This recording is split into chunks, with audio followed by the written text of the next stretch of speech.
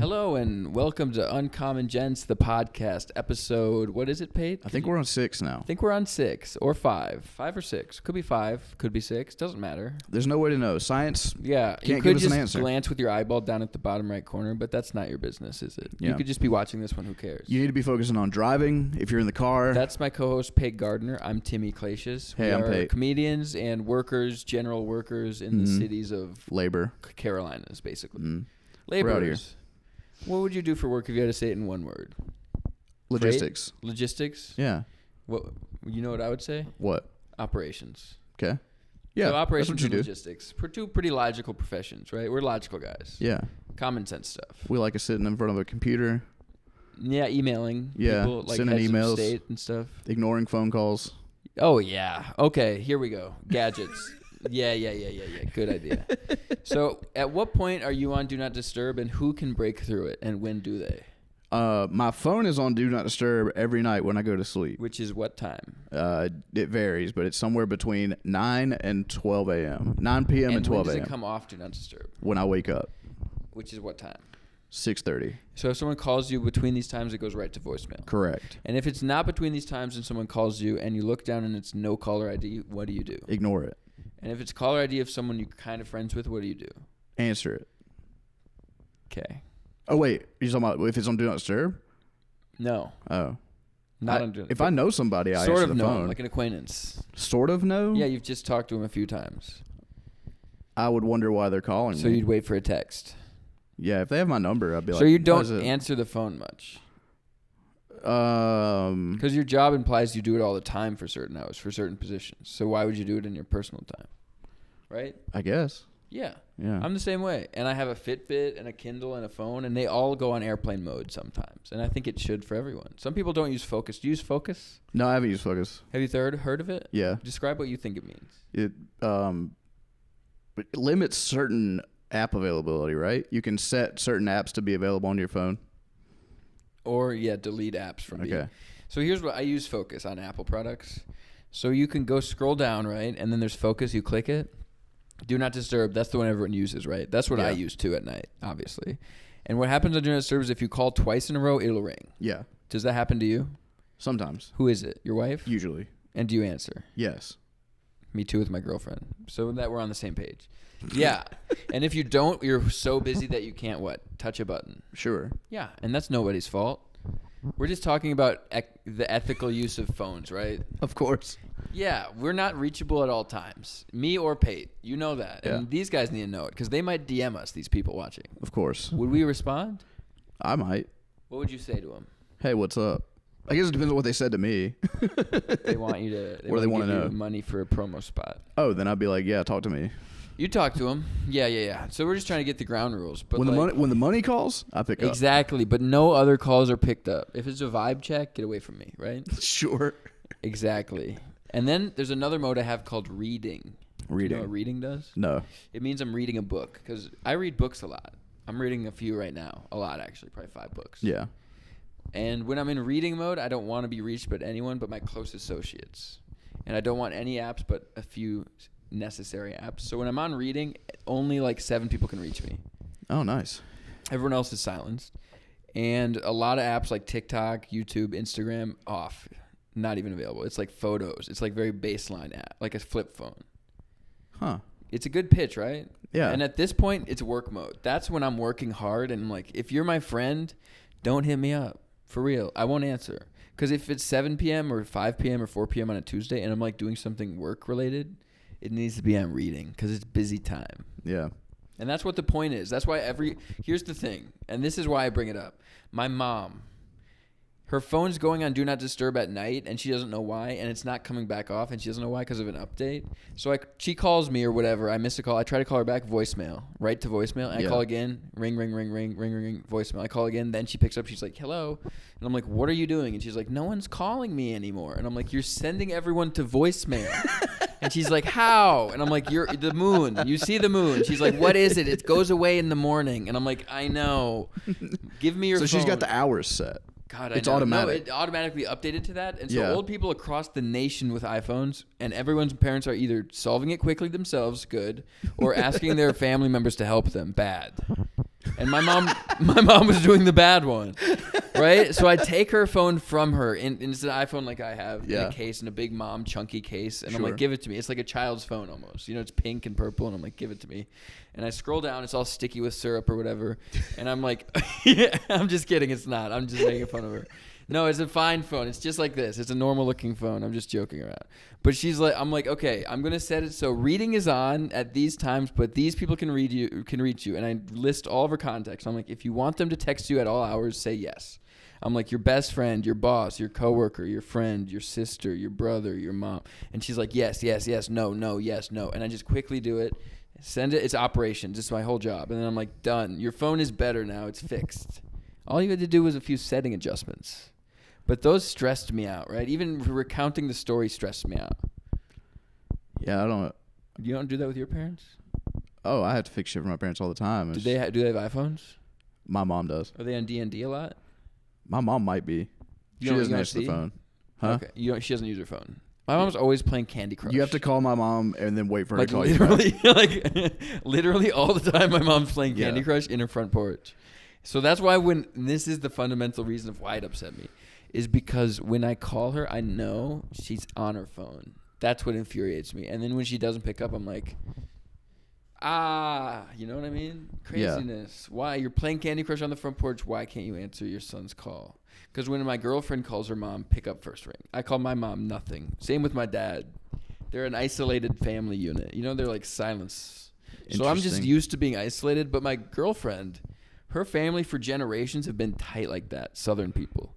My family, away. We all just developed solo dolo. So well, that's why we fought a war against y'all. Because we send our kids to camp. We send our kids to camp and private schools away from us, and they become their own guys. And you guys are like this with your kids in the South, like tight, like junior, the third, fourth, fifth. Yeah, like carbon copies of each other. That's why the South is so traditional, and the North is more about like figuring out new ideas. Yeah, but you guys are about tradition, and that's cool. I like that too. I'm just saying I'm not about that. So when I see how she behaves as a Southern lady, I'm like, you call your mom, dad, grandma, grandpa, aunt, uncle, cousin, sister, and they answer one call. And she's like, of course, all of my life. And I'm like, that's psychotic. And she's like, no. And I'm like, my dad would never in his life answer my call unless it's really important, which it isn't usually. So he won't answer. But I don't care. Because he's never answered. It's like a thing I'm not used to. I'm like, if my dad answered, I'd be like, are you sick or something? What's wrong? Why aren't you gardening is what I'd really say. He's doing Stardew Valley, but in real life. Stardew Valley, but in real life? Yeah. That's cool. That is cool. But I got a Fitbit. Do you have any gadgets you wear? No. I used to have a Garmin watch that I wore a lot. What happened to it? It's just kind of old. I wore it for running, though. It was like a GPS watch. When I used to run a lot. When I was doing like... We used to run together on digitals, remember? Yeah, we did. We got to get back into that. Fit shape. Yeah. We're kind of in good shape, right? Audience, comment your weight. You think our weight is? Oh no. I don't want to know. I'm in a big shirt. I hope weird. One comment says like 1,000 pounds. A ton. I don't know how much does a truck weigh. Exactly. I'm giving the audience a really fun time, and I don't care. Call me 1,000,000 pounds. See what I care. Pick the biggest number you can in a comment and say that's how much I weigh. That'd be hilarious. Yeah. But no. I'm into fitness now. I got a Fitbit. How's that going? Amazing. Do you know how many miles I walk a day on average? 7. 6.5. I was about there. You're about there. Do you know how many steps that is? It's like 20,000. No, it's way less than that. Oh, it is? Yeah. I don't know. Well, my steps might be longer or shorter than others, but my steps for every day, and I can check the data, about 14K for about 6.5 miles. Okay. Yeah. That's nice. That's good steps. Oh, it's crazy steps. That's what my Fitbit says are crazy. Yeah. And I am a little loco. A little bit. Yeah. I pace. Is that where all the steps come from? Yeah. I pace the properties I'm in. Oh, yeah. Like this room. This space we've been in, have you noticed I've paced more than anyone? I've walked the most since we've all been here because I'm outside, inside. I like to be outside playing. I used to pace a good bit. What happened? I don't like walking around the place I work now. The place I used to work, I used to walk all over that place. I just go talk to people randomly. Because here's the thing. My desk is in the bullpen. So you got to get out of there. That's how it was for me. Do you know where I go? Loading dock. Yeah. Because the loading dock workers and they're like foreign guys. There's this white foreign guy who's like, you want the energy drink? And I'm like, sure. He's like, it's pomegranate. I'm like, thank you. And it's like warm and from his trunk. And I'm like, and I hate it. But he's like Tastes being like nice. beets. He's like smoking a cigarette. Because I'm like sitting on a tall ledge that's like 4 feet. I hop up on it, bring my books, and just sit with sunglasses. And he's like, you left the AirPod case. And I'm like, thank you. He's like, I take it, no, it's steel. And I'm like, thank you. And he's like, you want the energy drink? It's a cool voice, right? And he's like portly and large. And he has like a chain. And he's like smoking a cigarette. And his wife's in the car with him. And they're like maintenance people. And then it's like loading dock people are just who I've been with since I was 18. You know what I mean? It's like comfortable. Yeah, for sure. It keeps the office people away from me. It's like a smoke screen. So I'm like, they're like, where are you? I'm like, loading dock. And they're like, go away from there. And I'm like, no. You know what I mean? It's like a checkmate. Come to the loading dock. I'm here. And they're like, but they're loading dock people. And I'm like, exactly. Operations. It's the heart of the city. Yeah, I used to do that more when I was the veins of it. When I was like attached to the the plant that I worked at, I would just go in the back and talk to my friends. Or the bullpen. And here's the thing about my coworkers in the bullpen: they get on my last nerve. Did that happen to you? Or were they all chill? Because it's me and 3 people. I've had some. I just got rid of a coworker that was a real psycho. They're not psychos, but they do. They're all women. I work all with the women, but my bosses, 2 of them are men, but all of them are women except for me and a few other guys upstairs. But it's me and 3 black women of varied ages. One is really close, like a mother figure, like a matriarch, and the other 2 are new. And they're all women and me. And they roast me about my body and like my actions and my behaviors and what I say all day.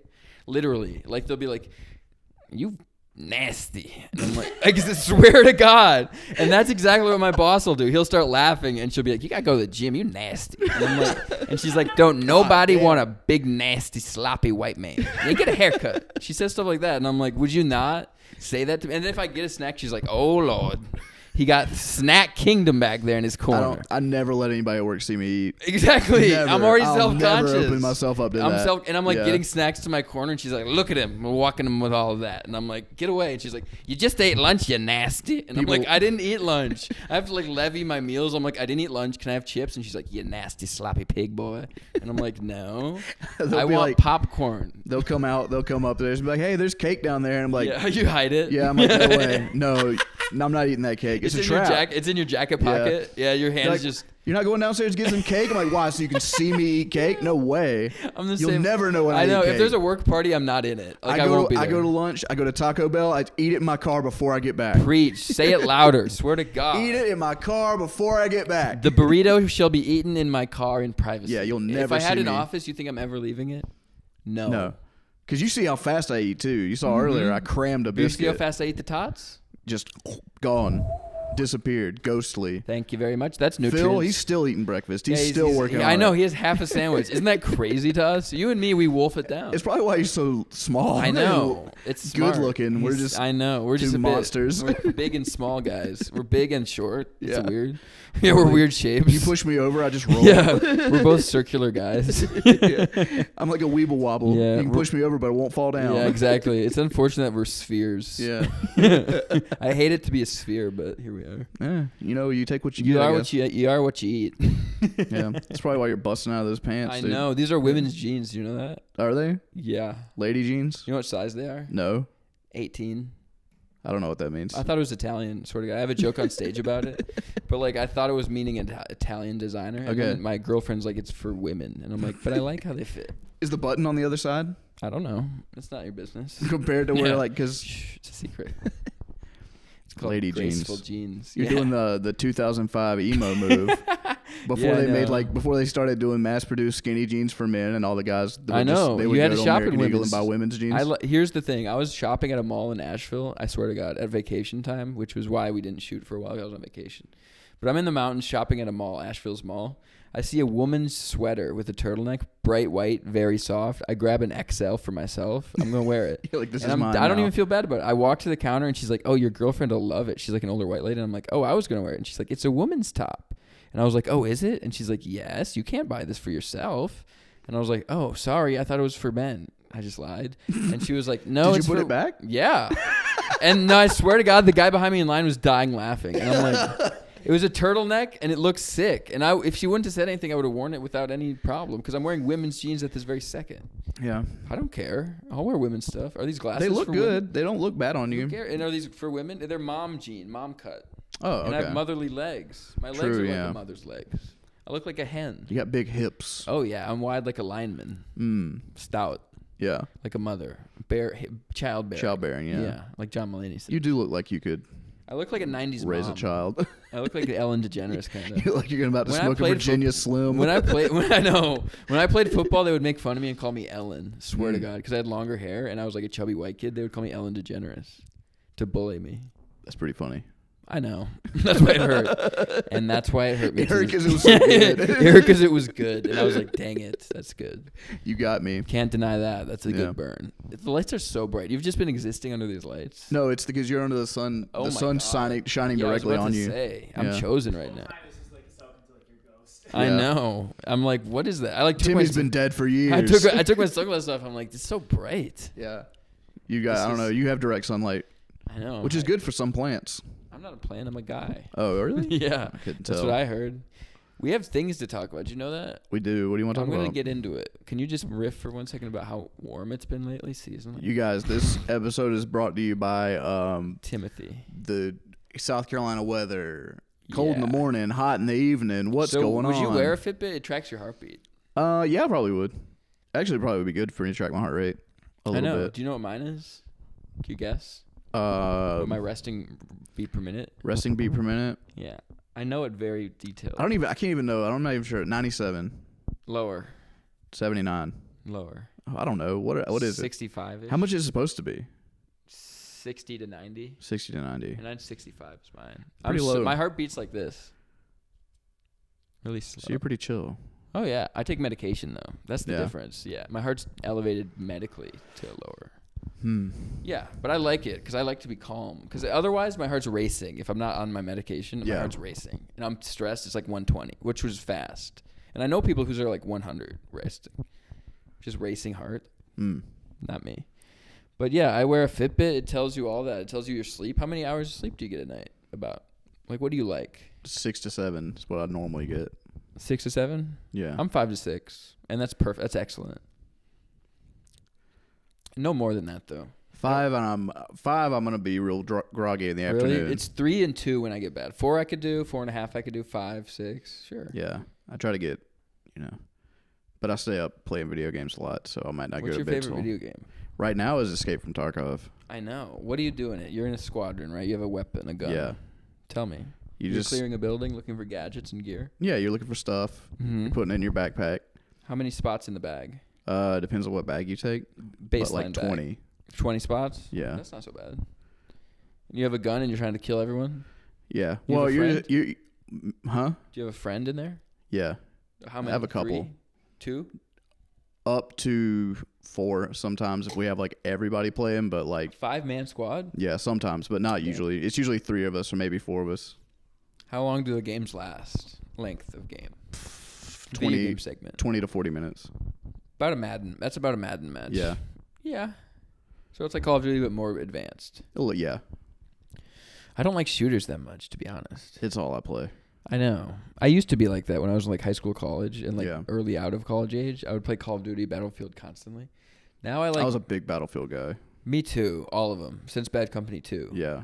That was fun. 3 and 4 I played a lot. Me too. Constantly. All the time. Those are fun. 5 I played a decent amount too. Rush, that was the best game mode. I know, because it forced action. Yeah. Yeah. So, and the squad respawn mode, sick. Yeah. Favorite. That was one of my favorite game franchises. To this day, I still play Bad Company 2 sometimes. If I'm playing a shooter, I have Xbox Game Pass, so I can play 360 games online. So I play Bad Company 2 online.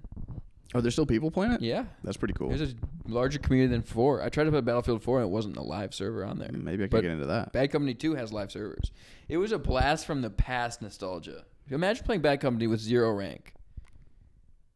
That's what they do to you. No rank. No rank. You have to start from the bottom. Yeah. Fun, right? Yeah. Try it. Get a Game Pass. It's like $20 a month, but it's worth it. I'm going to do that. Because I can play it on PC, right? Yes. Yeah. A lot of people do that. It's the graphics hold up, and they're not a lot for your PC to run, so it will run smoothly. It's so fun. Bad Company. But the game I always play is Madden, or I play FIFA sometimes, or I play... My brother went through a big FIFA phase for a while. Or I play Stardew Valley. Or Mass Effect sometimes. I don't really play video games that much. If I do, it's just Madden time. Get Learnin talking about Mass Effect. Yeah, I know. I don't anymore. I know too much now. You spoiled it. No, but what hobbies do you do when you're not working and doing When I'm not working? and comedy? Besides Not comedy? Yeah, skateboarding. I tried it. I'm too round for it. I couldn't. Me too. I can't. I've fallen a few do times. anything. I was skateboarding when I lived in LA. I lived my skate park in North Hollywood. And I fell on my back one time, no padding at all. And I was 25. Or no, not 25, 23 or 22. Like young enough to not be killed, but old enough to be bruised badly. And it shook me to the point where I will never get on a skateboard again. Yeah. I'm not about it. It hurts so badly.